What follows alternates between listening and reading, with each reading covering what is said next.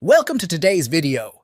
If you're a fan of Opera GX and want to make it your default browser, you've come to the right place.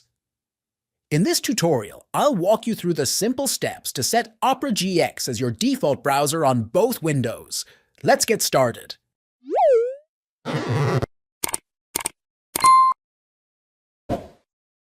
Steps to set Opera GX as your default browser. Click on the Opera GX menu. 3 horizontal lines or the Opera logo in the top left corner. Select Settings. Scroll down to the Default Browser section. Click the button labeled Set as Default Browser.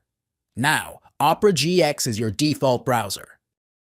And that's all there is to it. You've now set Opera GX as your default browser, and you can start enjoying its customizable features and enhanced gaming experience right away. If you have any questions or run into any issues during the setup, feel free to drop a comment below, and I'll be happy to help. Don't forget to give this video a like if you found it useful, and consider subscribing to the channel for more tips and tutorials on optimizing your tech experience. Thanks for watching, and I'll see you in the next video.